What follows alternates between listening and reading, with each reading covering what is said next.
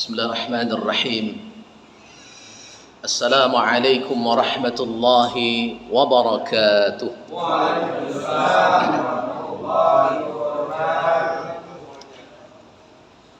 الحمد لله رب العالمين. الحمد لله الذي أرسل رسوله بالهدى ودين الحق ليظهره على الدين كله ولو كره المشركون. نشهد أن لا إله إلا الله ونشهد أن محمدا رسول الله. اللهم صل وسلم وبارك على سيدنا محمد وعلى آله وصحبه أجمعين.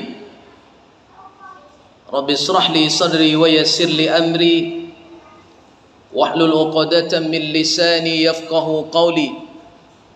سبحانك لا علم لنا إلا ما علمتنا إنك أنت العليم الحكيم. فقال الله تعالى في القرآن الكريم: أعوذ بالله من الشيطان الرجيم. بسم الله الرحمن الرحيم.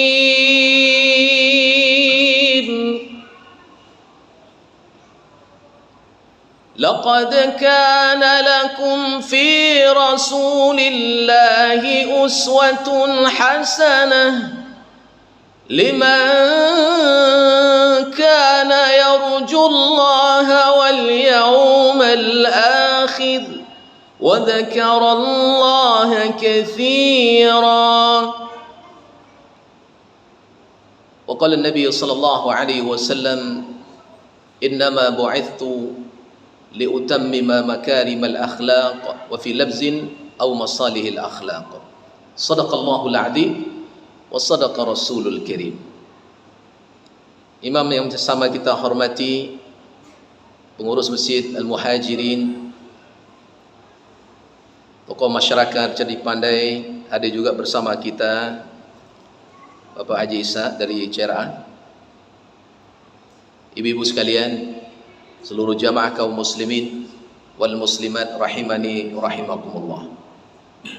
Alhamdulillah atas kudrah dan iradah dari Allah. Allah berikan kita kekuatan, Allah berikan kita daya, sehingga dengan kekuatan yang Allah titipkan kita bisa berjalan dan bergerak menuju rumah Allah Subhanahu wa taala ini. Kita harapkan tentunya kaum muslimin yang dimuliakan Allah, duduknya kita dalam masjid ini dalam rangka taqarrub ila Allah, dalam rangka mendekatkan diri kepada Allah Subhanahu wa taala, mendengarkan untayan tentang akhlakul karimah dari baginda Rasulullah sallallahu alaihi wasallam. Salawat dan salam kepada baginda Rasulullah sallallahu alaihi wasallam. Allahumma salli ala sayyidina Muhammad wa ala ali Muhammad. Assalamu alayka ya Rasulullah, habibana wa qudwatana wa uswatana, yang telah meletakkan landasan keislaman, mengajarkan dengan sempurna kepada kita sampai kepada umat akhir zaman hari ini. Bapak Ibu yang dimuliakan Allah Subhanahu wa taala, kita sudah sering kali menghadiri maulidi Rasulullah sallallahu alaihi wasallam. Bahkan ini adalah maulid yang kesekian kalinya dalam sejarah kehidupan kita. Akan tetapi kaum muslimin yang dimuliakan Allah, mesti ada sebuah tekad, mesti ada sebuah komitmen, mesti ada azam yang kuat pada diri kita sebagai umat untuk menjadikan Nabi sallallahu alaihi wasallam is the best idol, idola yang terbaik dalam kehidupan ini. Karena sang idola itu adalah kekuatan yang akan menggerakkan pengikut-pengikutnya mengikuti siapa yang menjadi idolanya. Maka ketika manusia salah meletakkan sang idolanya, maka dia akan berbuat dengan kesalahan sang idola itu sendiri. Maka Allah Subhanahu wa taala telah mengutus makhluk yang sempurna di atas semua makhluk yang lain, yakni baginda Rasulullah sallallahu alaihi wasallam yang disebutkan ma'sum, yang terpelihara, yang akhlaknya menjadi inspirasi bagi seluruh manusia, Bahkan kehadiran Nabi sallallahu alaihi wasallam tidak hanya rahmat bagi sekalian manusia, tetapi menjadi rahmat bagi sekalian alam. Maka timbul sebuah pertanyaan pada diri kita sebagai umat. Apakah kita ini umat Nabi Muhammad sallallahu alaihi wasallam bahagia dan bangga menjadi umatnya? Mana Pak Haji? Senang tak menjadi umat Rasulullah? Bahagia enggak kita menjadi umat Nabi Muhammad sallallahu alaihi wasallam? Tentu ada alasan yang harus kita jawab. Karena kalau kita merasa bahagia, pasti ada alasan yang bisa kita berikan. Apa yang menyebabkan kita bahagia? Maka ada beberapa jawaban yang telah disebutkan oleh para ulama.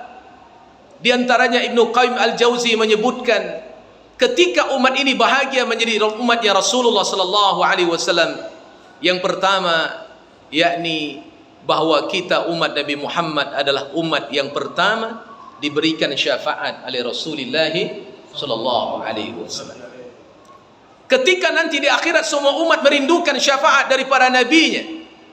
Bahkan dalam hadis yang cukup panjang Nabi sallallahu alaihi wasallam menjelaskan, semua manusia nanti akan datang kepada Abul Bashar, yakni Nabi Adam alaihissalam.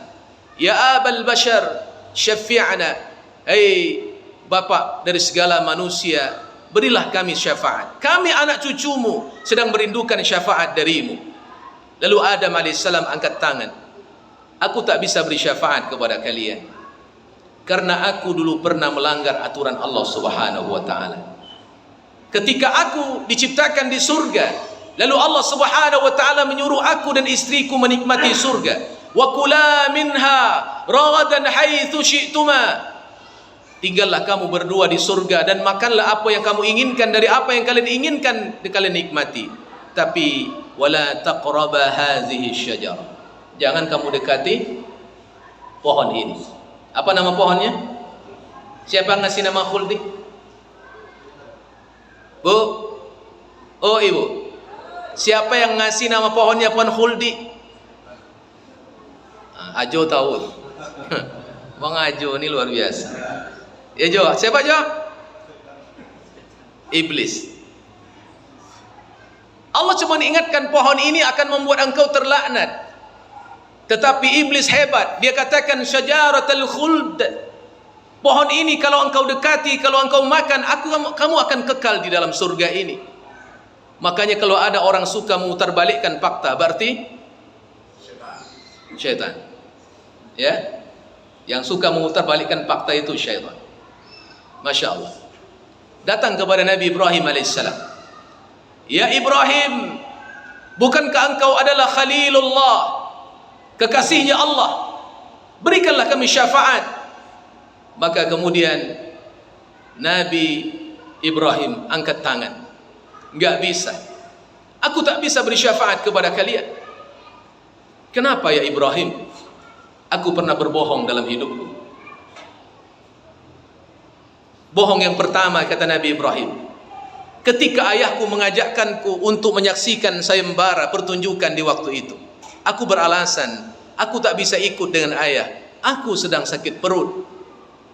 Padahal aku tidak sedang sakit perut, tapi aku punya strategi. Aku tidak ikut dengan mereka supaya aku bisa menghancurkan Tuhan-Tuhan mereka yang terbuat dari patung di sisi Ka'batullah. Aku ingin menghancurkannya. Ketika aku sendiri, aku akan beraksi menghancurkan Tuhan-Tuhan mereka.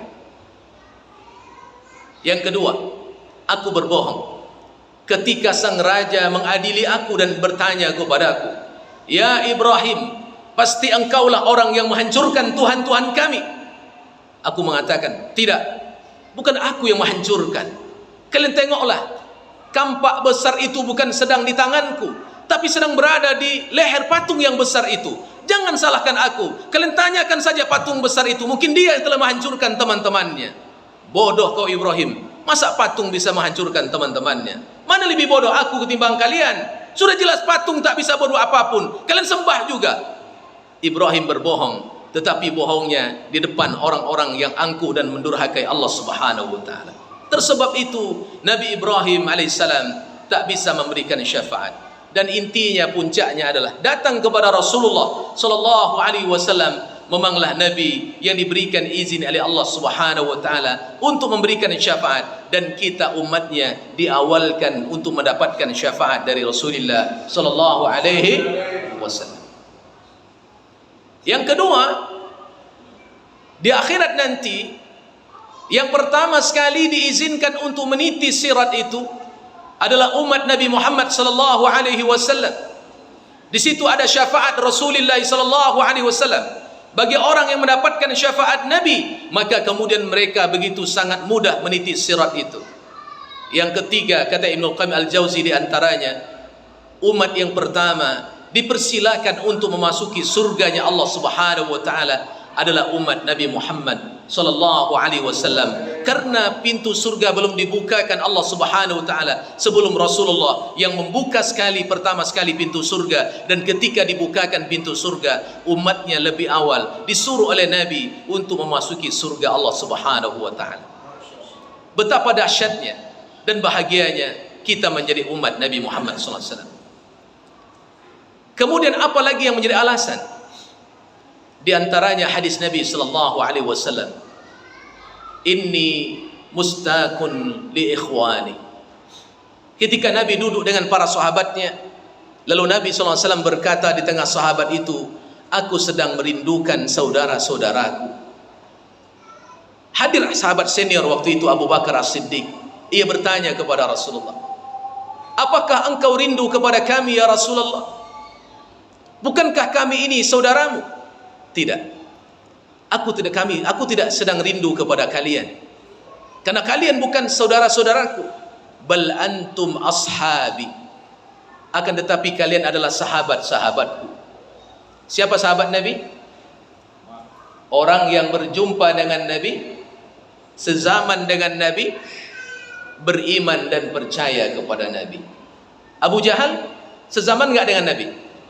Berjumpa enggak dengan Nabi? Sahabat Nabi enggak? Kenapa enggak begitu, Pak?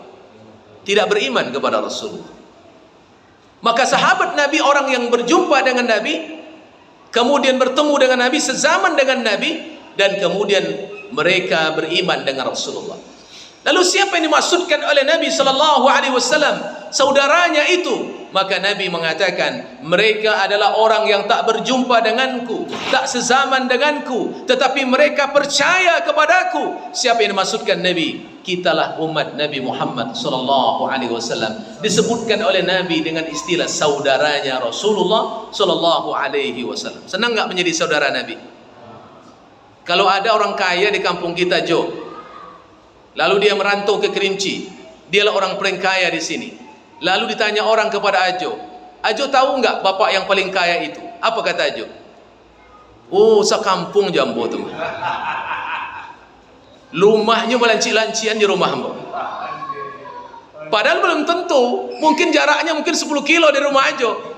Tapi karena saking bahagianya dia adalah warga kampung kita, dia orang paling kaya di negeri ini, kita ngaku-ngaku tuh orang kampungnya.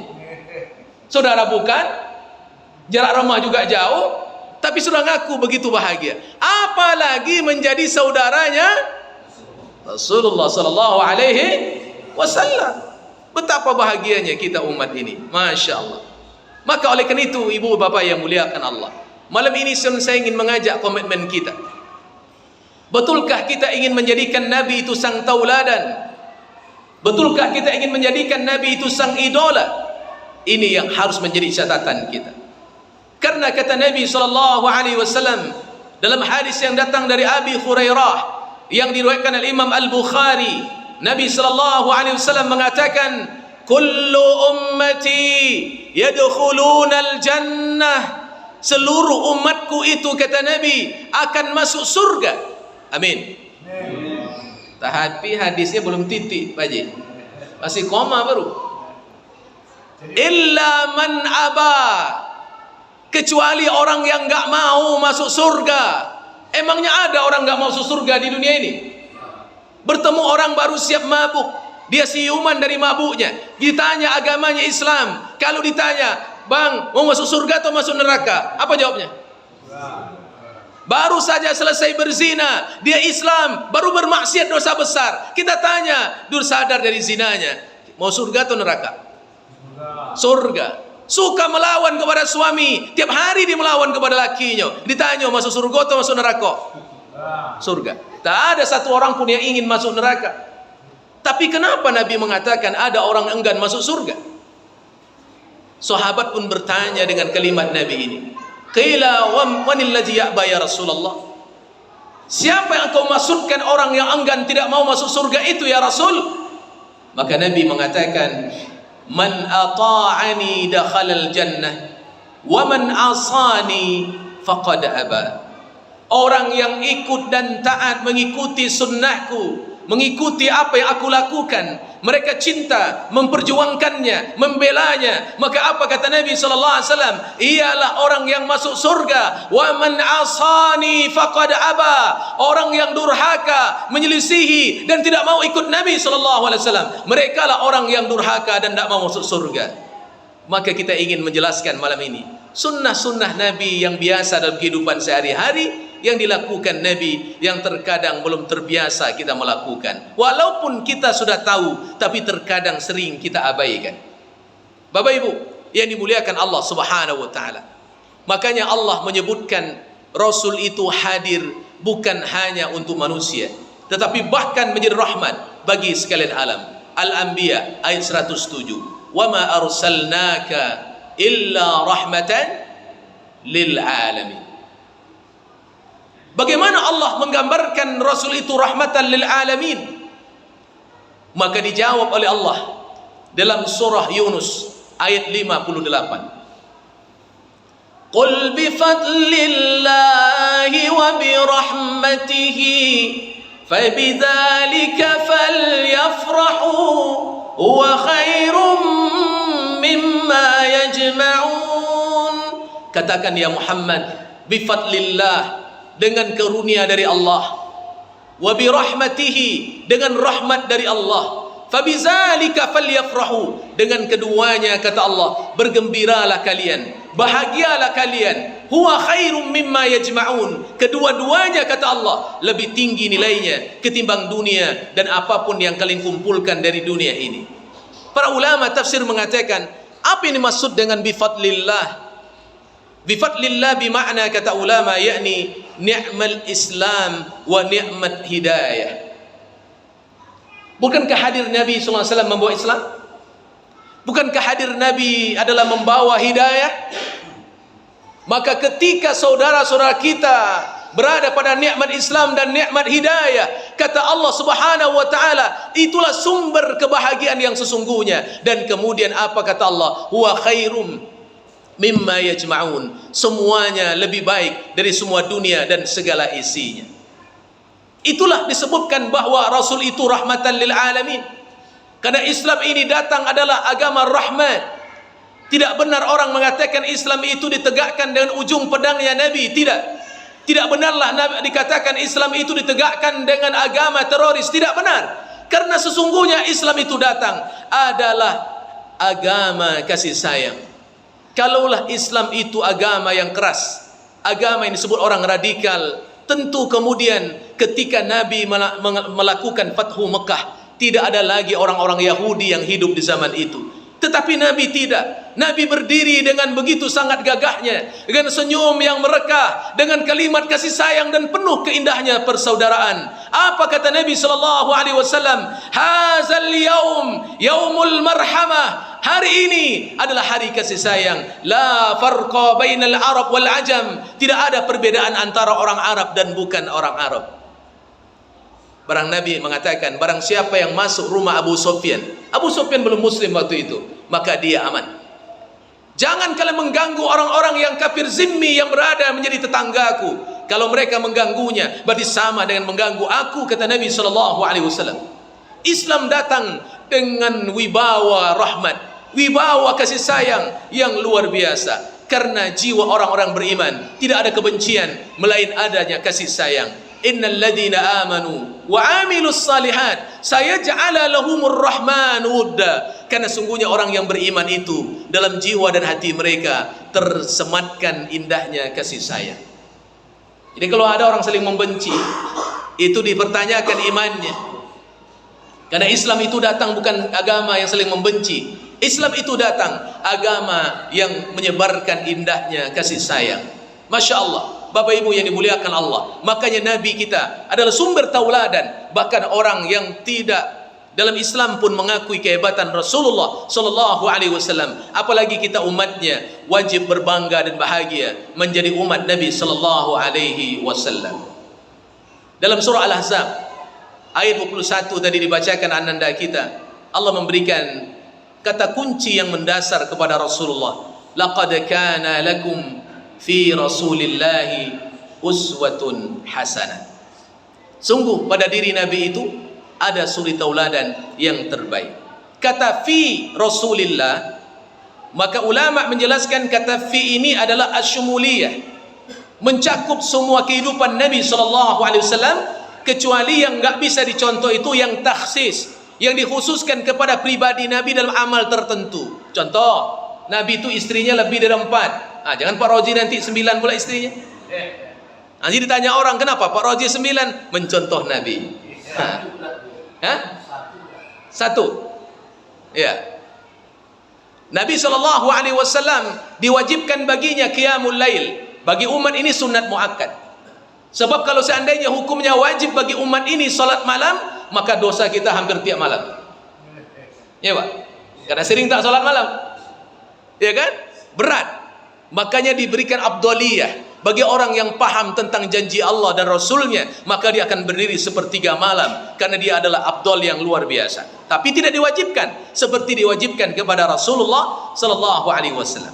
Maka kita ingin mencontoh Nabi pada perilaku harian Nabi sallallahu alaihi wasallam dalam kehidupan yang panah ini. Kita mulai bab yang pertama. Rasulullah sallallahu alaihi wasallam telah memberikan garisan yang mendasar tentang adab cara bertamu ke rumah orang. Ini sederhana. Bahkan cara bertamunya Rasulullah itu dibimbing langsung oleh Allah Subhanahu wa taala. Nanti buka surah An-Nur 27, 28. Itu landasannya. An-Nur 27, 28. Ya ayyuhalladzina amanu لا تدخلوا بيوتا غير بيوتكم حتى تستأنسوا وتسلموا على أهلها ذلكم خير لكم لعلكم تذكرون. Ayat 28. فإن لم تجدوا فيها أحدا فلا تدخلوها حتى يؤذن لكم وإن قيل لكم ارجعوا فارجعوا وأزكى لكم واعلم والله عليم بما تعملون. Adab bertamu Allah yang mengajarkannya. Saking pentingnya adab bertamu. Dan kenapa perlu kita beri penjelasan malam ini? Karena sudah banyak yang diabaikan oleh manusia sekarang. Terutama kita sendiri kaum muslimin. Cara adab bertamu kita nggak sesuai dengan sunnah Nabi SAW. Saya mesti contohkan. Saya berdiri gimana nih? Bisa ya? Kalau nggak berdiri nggak bisa. Ya, Bapak Ibu. Nabi cara bertamu dalam hadis yang sahih Nabi katakan, dalam ayat ini disebutkan Allah, kalau kamu hendak masuk rumah yang bukan rumahmu, maka ada yang syarat yang ditentukan. Satu, ista'zin. Maka dalam bab Islam itu ada adab minta izin namanya.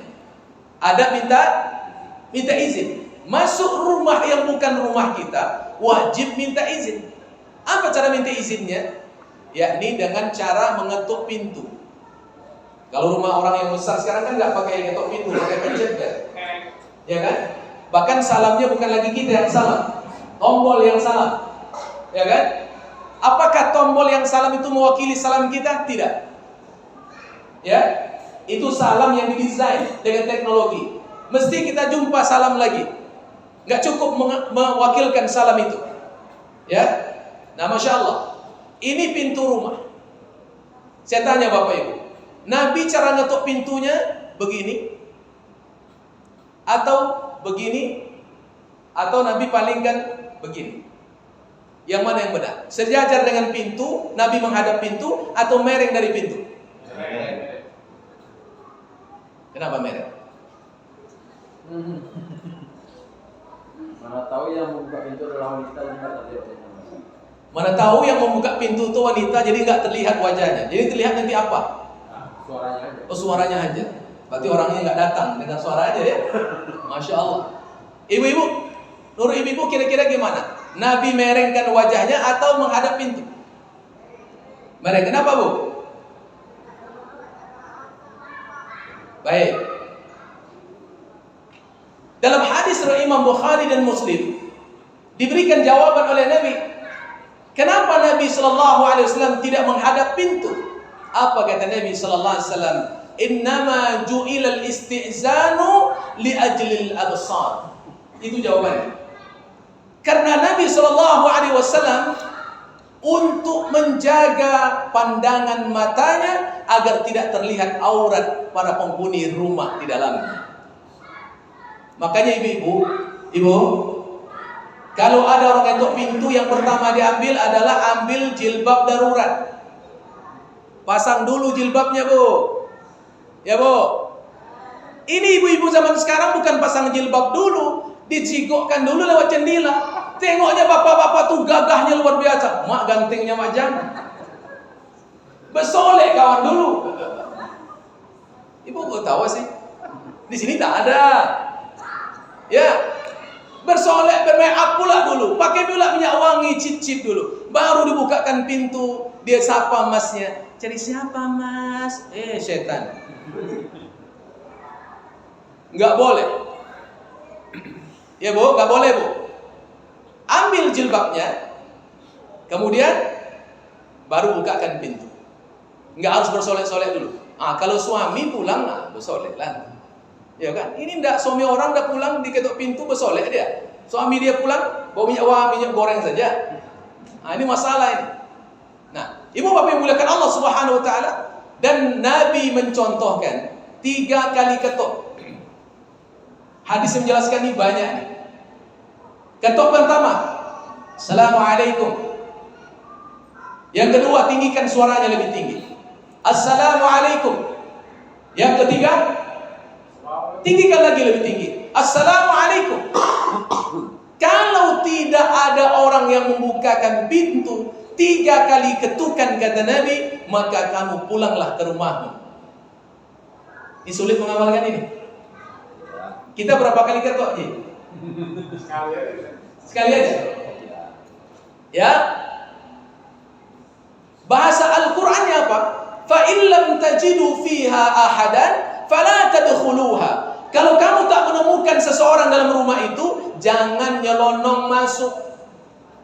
Makanya salam yang ketiga jangan dipanjangkan. Ini kadang-kadang dipermainkan salam. Assalamualaikum. Ada yang gitu? Biasanya ibu-ibu nih. Ya, bapak jarang saya dengar. Ibu-ibu buat begitu. Jangan, Bu, nggak boleh. Assalamualaikum. Makanya nggak boleh masuk sebelum diizinkan masuk. Beda sama orang kampung saya. Karena biasa di kampung, baru 1 kali Assalamualaikum, Bang. Assalamualaikum, dan nyampe di dapur. Masa apa, Bu? Mama, di sini nggak ada, Bang, Pak Jiri. Nggak ada.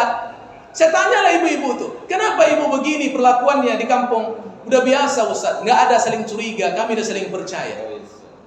Baiklah kalau begitu. Kalau bapaknya pulang dari siap menderes karet kalau di kampung, mungkin siap beladang bertani, atau siap di pabrik, dia pulang tengah siang begitu, badannya panas, dia buka baju, mohon maaf pakai celana pendek, ibu masuk terserobok sama bapak nih. Bapak ini mau lari kemana? Hah? Itu namanya privasi. Islam menjaga privasi rumah tangga orang lain, dan tetangga sebelah rumah kita dijaga karena dia saudara kita. Bahkan kata Nabi, hadisnya sangat tegas kata Nabi, kalau kamu tak melihat ada orang, kata Nabi, jangan mohon maaf ngintip lewat jendela jauh. Ini kadang-kadang memastikan orang tuan rumahnya ada atau tidak. Ada jendela terbuka, ditengok, ada orang nggak? Kata Nabi SAW, kalau aku tahu ada seseorang yang ngintip di rumahku, aku tusuk kedua bola matanya, kata Nabi. Begitu tegasnya Islam. Kenapa? Karena menjaga privasi orang lain. Bapak Ibu yang muliakan Allah Subhanahu wa taala. Makanya kata Allah, wa azka lakum, itu akan membersihkanmu, akan mensucikan dirimu. Betapa indahnya apa yang disebutkan Al-Quran, karena ternyata itu luar biasa. Ibu bapak yang dimuliakan Allah Subhanahu wa ta'ala, kemudian disuruh masuk, baru masuk. Ini kadang-kadang belum disuruh masuk, udah masuk, udah duduk di sofa, udah habis kue separuh. Dengan alasan, kan kue disiapkan itu untuk tamu, ngapain boleh ditunggu disuruh makan aja? Enggak boleh, itu enggak punya adab namanya. Bahkan kata Allah, kalau kamu tidak diterima, kamu ditolak, maka pulanglah ke rumah.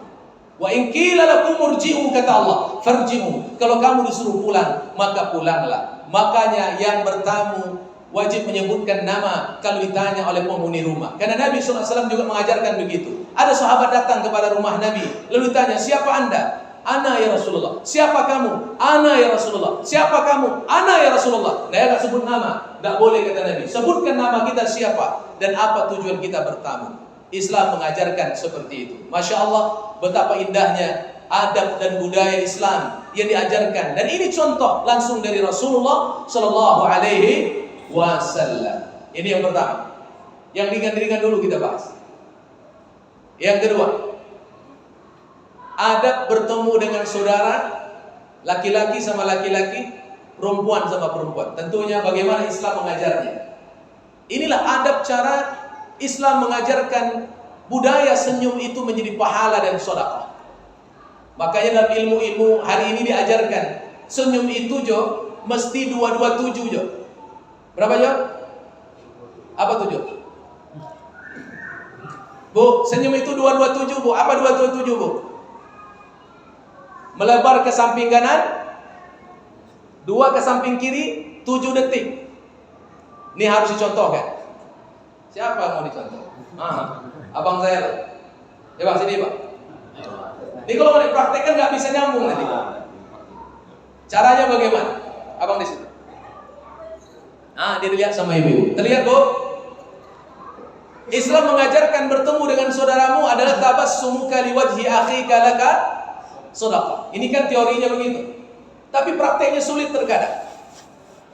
Bahkan Nabi mengajarkan bagaimana cara tatapan pandangan mata mesti jelas.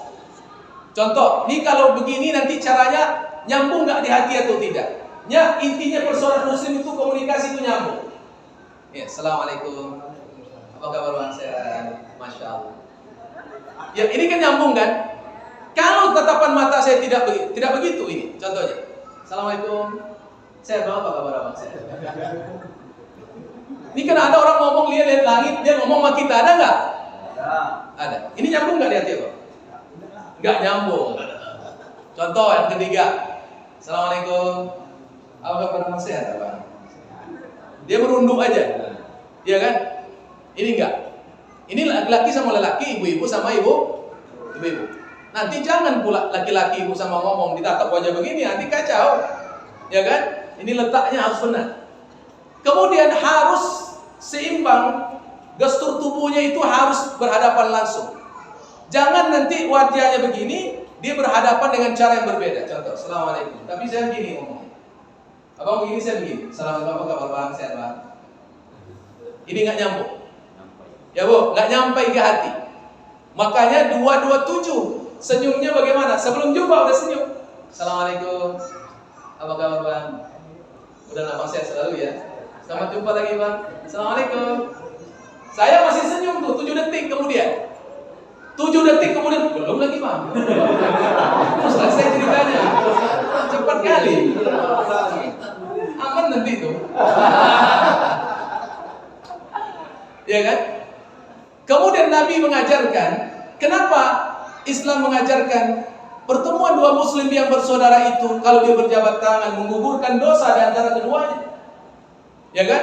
Ma min muslimaini yaltaqiyani fayatasafahani. Dua muslim bersaudara saling bertemu kemudian berjabat tangan melainkan gugur dosa di antara mereka berdua sebelum mereka berpisah. Maka Nabi memudayakan. Nabi kalau bersalaman tidak pernah melepaskan tangannya lebih awal kecuali lawan bicaranya melepaskan tangannya. Assalamualaikum. Salam tuh begini ya Bapak Ibu. Jangan salam begini aja. Kan ada? Nah, corona udah lewat lah, corona selesai. Ya kan? Corona oke lah, ini tidak corona lagi. Ini udah bebas corona. Ya kan? Salah begini, Masya Allah. Tatap wajah, ditanya keadaan, hebat nyambung di hati. Gini, lepaskan dan abang, baru saya lepaskan. Jangan kita yang lepaskan dulu. Itu diajarkan Nabi SAW begitu detailnya. Ya, begitu. Makasih Pak. Baru selesai. Selanjutnya, ada adab yang mesti dijaga juga dalam komunikasi. Contoh, biasanya kita begini. Kalau ada istri manggil dari belakang, Pak Haji, Pak Haji, atau saudara kita manggil dari belakang, kita sedang di sini, panggilan dari belakang datangnya. Bang, biasanya kalau suami yang nggak paham adabnya, gini aja, apa deh? Kan gitu. Iya Ustaz. Biasa gitu kan? Dipanggil di belakang, ada apa deh? Gitu aja. Ini nggak nyambung komunikasinya. Yang terbaik balikkan wajahnya. Ada apa sayang? Masya Allah. Nyambung nggak? Kenapa ini diperhatikan? Islam mengajarkan itu kepada kita, dan Nabi mencontohkan itu terjadi pada kita, agar kemudian nikmat persaudaraan ukhuwah Islamiyah itu terbangun di antara hati seorang muslim. Tidak ada kecurigaan, tidak ada kebencian yang menyelinap di hati, agar kemudian Islam itu agama kasih sayang bisa kita buktikan dalam kehidupan. Bapak Ibu yang dimuliakan Allah Subhanahu wa ta'ala, ini di antara beberapa kebiasaan Nabi yang bisa kita ambil contoh tauladannya dalam kehidupan kita. Masih banyak yang lain. Ya, ini yang ringan-ringan yang coba kita sampaikan. Makanya Nabi itu tidak pernah diangkat oleh Allah dari kalangan malaikat. Semua Nabi dan Rasul itu diangkat dari manusia biasa. Inni Rasulullah ilaikum jami'a. Aku ini seorang Rasul yang diutus kepada kalian semuanya. Innama ana basyarum mislukum yuha ilayya. Aku ini manusia biasa, sama seperti kalian. Cuman aku beda dengan kalian, kata Nabi SAW. Aku diberikan wahyu agar aku menyampaikan risalah Allah Subhanahu wa ta'ala. Betapa indahnya Rasulullah dalam kehidupannya, dan ini yang harus kita ambil menjadi ibrah dalam kehidupan kita.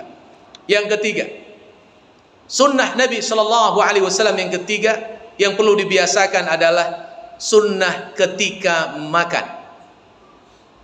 Mohon maaf, kalau kita sedang makan, apa namanya, makan jamuan itu apa namanya? Bejambah. Bahasa Indonesianya apa? Prasmanan. Prasmanan ya? Bukan. Oh, pokoknya bejambah. Apalah bahasa Indonesia. Makan dihidangkan lalu duduk bersama. Nabi SAW biasa melakukan. Nabi itu tidak akan pernah memakan sesuatu kecuali yang dekat di depan matanya. Kalau kita Jo, umpamanya di depan mata ini nggak ada yang enak, tapi yang enak tuh yang jauh di sudut sana. Apa yang kita lakukan? Sini bro, sini. Ya kan? Itu bisa mutar tuh. Nabi SAW dalam makan tidak pernah mencaci makanan.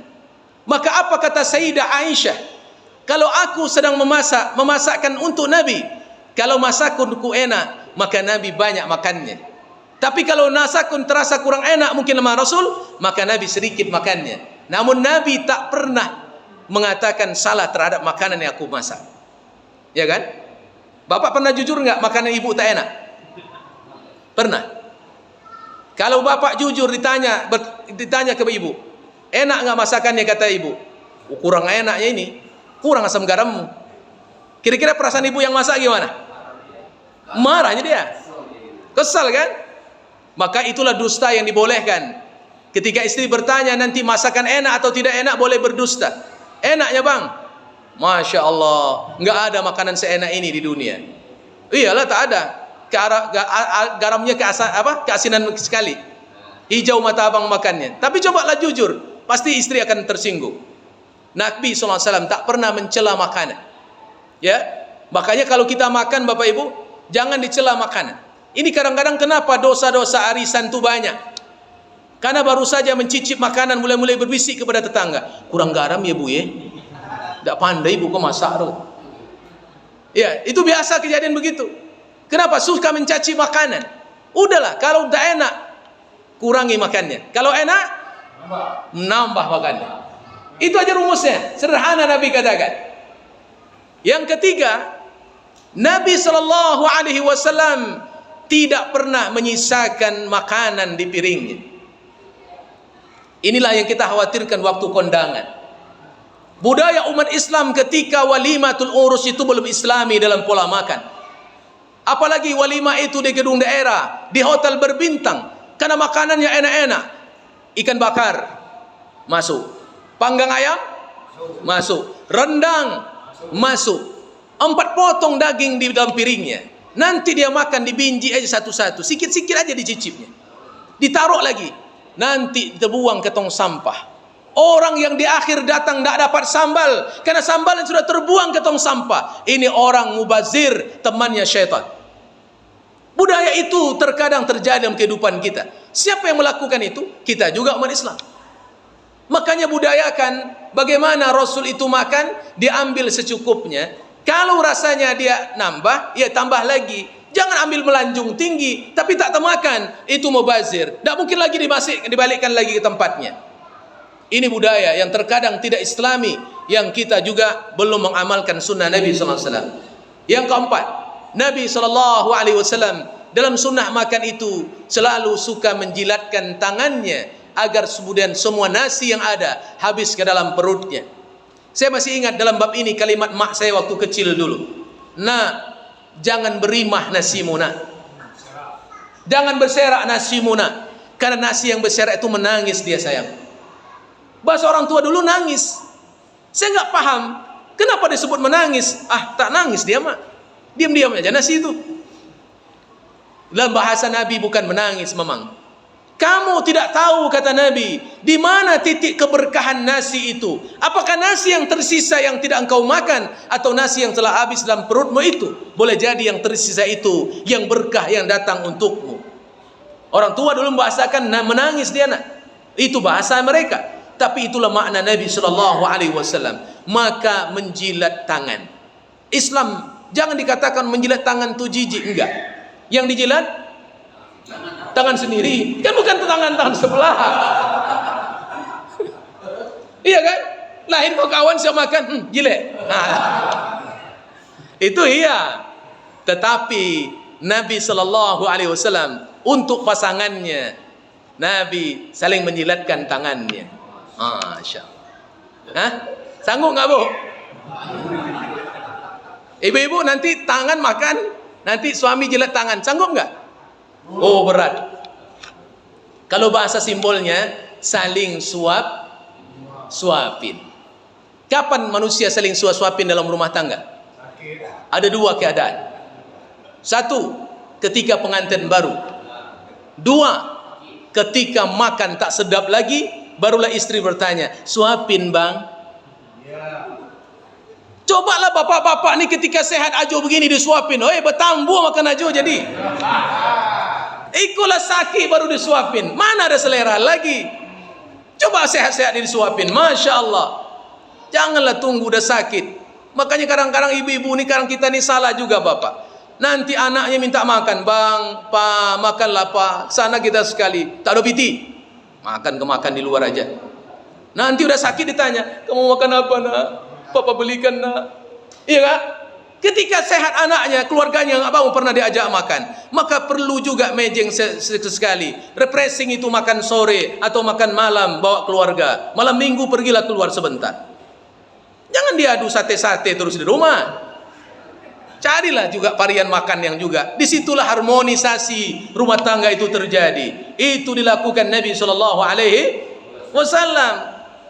membahagiakan keluarga.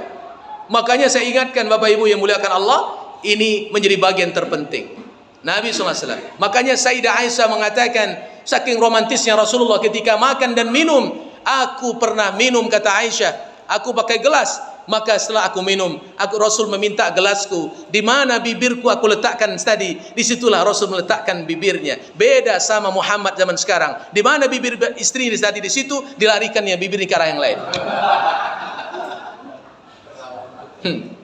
Iya kan? Rasul enggak. Kenapa itu dibangun sama Rasul? Ternyata romantis itu tidak butuh biaya yang besar. Hal-hal yang sederhana. Dalam bab makan dan minum pun Nabi menunjukkan romantisnya Rasulullah sallallahu alaihi wasallam. Bapak Ibu yang dimuliakan Allah Subhanahu wa taala. Ini sunnah-sunnah yang kecil yang harus kita amalkan. Yang keempat, Nabi sallallahu alaihi wasallam selalu mendoakan orang yang bersin ketika saudaranya membaca alhamdulillah. Hah? Kalau nggak baca nggak ada sunnah untuk mendoakan. Karena ada syarat yang disebutkan Nabi, mesti dia membaca alhamdulillah baru kamu menjawab yarhamukallah. Baru kamu saling menjawab yahdikumullah wa yuslihu balakum. Alangkah indahnya rumah tangga kalau istrinya bersin, suaminya mendoakan yarhamukillah, lalu istrinya mendoakan suaminya lagi yahdikumullah wa yuslihu balakum. Betapa indahnya kalimat itu. Dalam tatanan bersin pun ada romantis keislaman yang dibangun oleh Rasulullah sallallahu alaihi wasallam. Ini kadang-kadang suaminya udah berbui mulutnya karena bersin, udah alhamdulillah udah berkali-kali, istrinya silent saja tanpa ada doa. Ya kan? Dulu sayang-sayangnya Masya Allah ketika waktu awal menikah. Sekarang anak sudah 5, saling mendoakan pun tak lagi lestari dalam rumah tangganya. Ya, tapi di BLI ini hebat, saling mendoakannya luar biasa. Ya, Bapak Ibu yang dimuliakan Allah Subhanahu wa taala. Banyak lagi sunnah yang kecil yang biasa harus dilakukan. Yang kelima, Nabi kalau pasang sendal mesti kaki kiri dulu pasangnya, baru kaki kanan dulu dipasang, baru kaki kiri. Kita masang sendal kanan juga, atau asal pasang aja? Alhamdulillah kanan juga. Berarti di sini sudah hebat sunnahnya. Ya Pak, masang sendal sudah kaki kanan, saling mendoakan ketika bersin, ya kan? Ada bertamu sudah hebat. Sebetulnya maulid ini nggak perlu lagi kayaknya. Udah mantap-mantapnya di sini. Bapak Ibu yang muliakan Allah Subhanahu wa taala. Ini kita tinggalkan dulu bab yang ringan-ringan dalam sunnah Nabi sallallahu alaihi wasallam. Masuk sedikit yang agak tinggi posisinya. Sunnah Nabi sallallahu alaihi wasallam dalam ia menjadi seorang pemimpin di rumah tangganya. Ini berat. Ibu, Bapak, pernahkah Nabi marah kepada istri-istrinya? Tidak.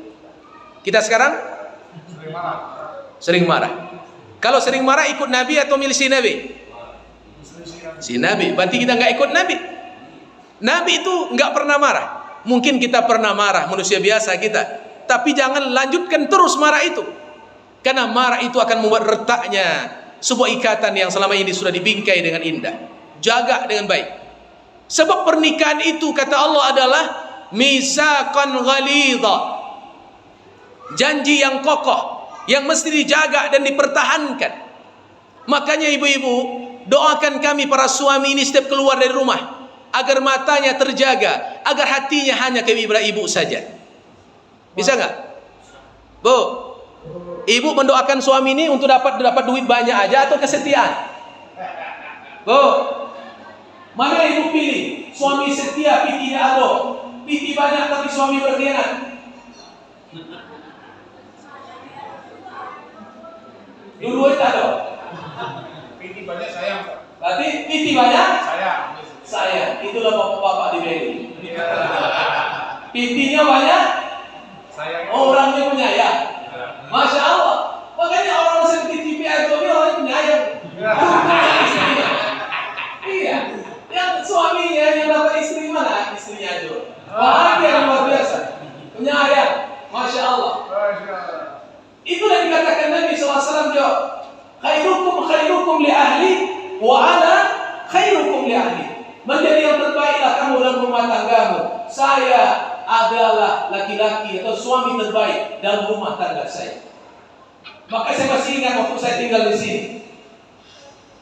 Saya ingin coba mengganti peran Cuma 1 jam menggantikan peran sang istri.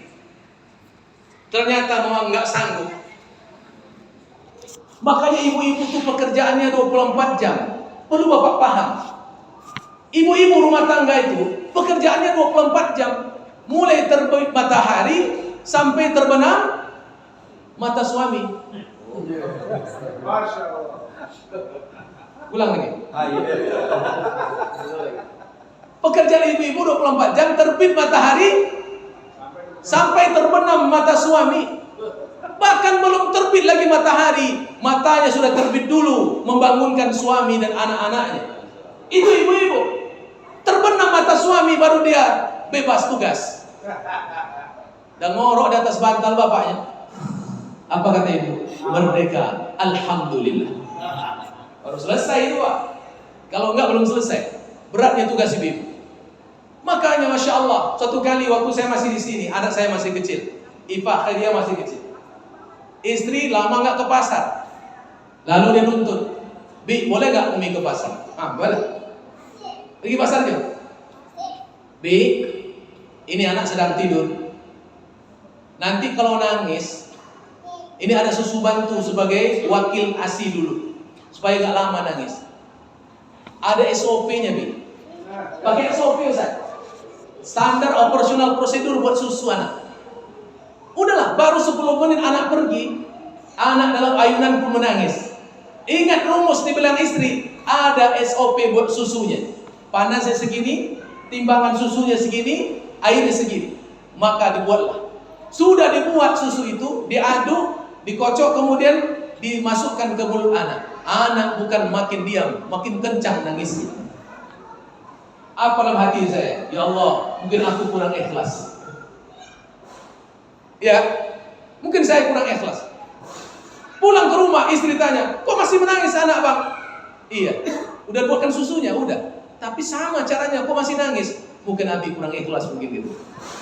Hatinya kurang ikhlas. Nggak bisa mewakili ibu. Ketika anak sudah mulai tumbuh besar, sedang lasak bermain, masih usia gini lah, lasak berjalan, ya kan? Dia pergi ke pasar. Bi, rumah sudah bersih, tolong jaga anak. Iya, jaga. Mulai dia pergi, anak pun mulai bermain. Mulai tumpah satu, mulai pecah satu. Apa kata saya? Pecah-pecahlah, tumpah-tumpahlah nak. Yang penting kau diam sayang. Itu awak lagi-lagi. Tapi ibu-ibu coba lihat, di situ perutnya sedang lapar, baru sesuap nasi dimakan, anak berak, anak dulu diurus atau makan dilanjutkan?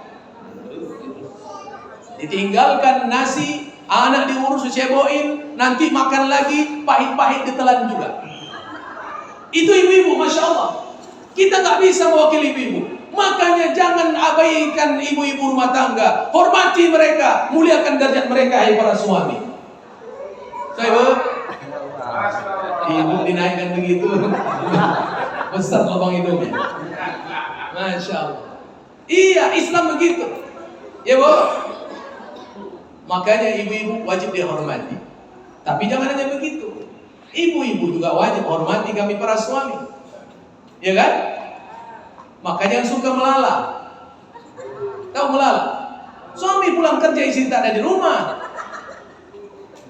Ini mau dibuatkan teh, orang nggak ada, terpaksa istri tetangga disuruh, kacau jadinya. Ini sumber masalah. Makanya ibu-ibu, kata ustaz-ustaz zaman sekarang, jadilah wanita-wanita zaman sekarang jangan 3 tipe seperti ini. 1, wanita zaman sekarang ibu-ibu di dalam rumah seperti pembantu. Pakai daster tahun 70, robeknya udah 5. Iya kan? Saya tanya pula ibu-ibu, karena istri saya kadang dasternya juga robek juga. Umi kok pakai daster yang robek? Katanya kalau makin robek makin asik dipakai. Itu pula masalahnya. Ya kan? Masya Allah. Di dalam rumah seperti pembantu, di luar rumah seperti ratu. Pakai minyak cicit, pakai baju yang paling bagus itu di luar. Makanya ibu-ibu itu nggak dibolehkan Islam. Pakai minyak wangi yang harum keluar rumah. Naik motor NMAX, usia sudah 50. Nanti mejeng sore-sore, lewat anak muda yang sedang jatuh cinta. Dipacunya motor sama anak muda, mau digoda. Nenek-nenek. tercium parfumnya Pak Haji. Makanya kalau bapak-bapak ini jujur aja lah ngomong, kalau ada wanita lewat bau parfumnya harum, bapak ingin tahu nggak siapa dia? Pasti ingin tahu secantik apa sih orangnya. Karena harum sekali. Bahasa orang kampung baru malaikat terjun gitu. Ya kan? Ini yang paling gawat yang ketiga. Bagaimana wanita zaman sekarang di tempat tidur seperti hantu. Gimana nggak seperti hantu? Dia bersolek, kata suaminya begitu cantiklah istrinya. Sekali menghadap kepada suaminya, pakai masker, pakai badak bare. Udah hantu lah kawan. Iya kan? Maka posisikanlah wanita terhebat itu adalah kata Nabi sallallahu alaihi wasallam, wa ata'at zaujaha, taat kepada suaminya, wa tasurru iza nazara, senang mata bila dilihat. Itulah wanita yang cantik dalam Islam itu. Maka kecantikan wanita yang terbaik itu bukan wajahnya, tapi hatinya. Akhlak yang mulia akan membuat wajahnya menjadi bercahaya, penuh dengan kecantikan yang luar biasa. Itulah kita penghuni surga, insyaallah. Ya Bu. Makanya banyak hari ini rumah tangga bercerai. Kita tengok istrinya cantiknya, Masya Allah. Suaminya gagah, Masya Allah. Kok bercerai juga? Ditanya, enggak cantik istri bapak? Enggak, di rumah udah hantu nampak. Karena perangainya tidak baik.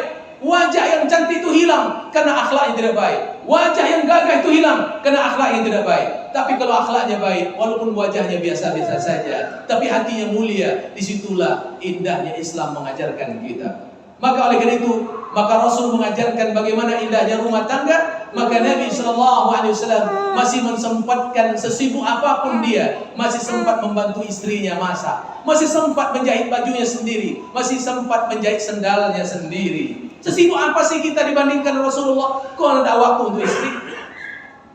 Ini ada pula ibu bapak sekarang ini serba ingin dilayani aja. Ya Bu, anduk itu depan matanya, "Mah, tolong ambilin." Di situ anduk tuh cuman. Kenapa salahnya jalan dulu? Ambil sajalah. Ini suruh istri ngambil nih.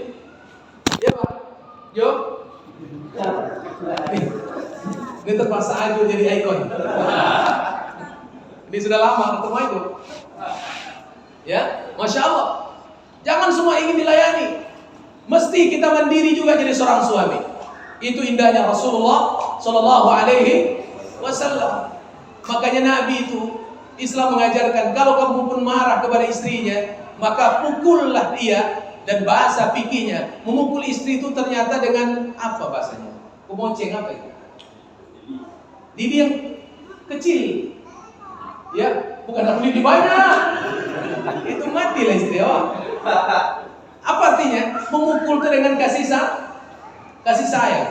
Maka Islam nggak membenarkan KDRT. KDRT itu bukan Islam. Nabi nggak mencontohkan, makanya dijaga rumah tangga kita luar biasa, Masya Allah. Makanya Masya Allah, hari ini berat godaan para suami. Makanya tidak ada yang menghancurkan bapak-bapak ini kecuali wanita-wanita di luar sana. Ya Jo, hati-hati Jo. Mana lebih cantik, wanita di luar atau di rumah? Di luar.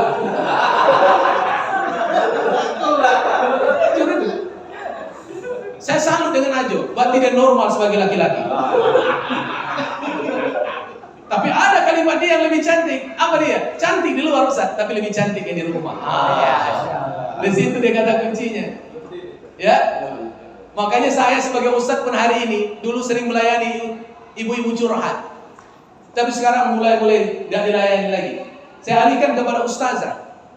Satu kali terjadilah apa yang saya khawatirkan terjadi.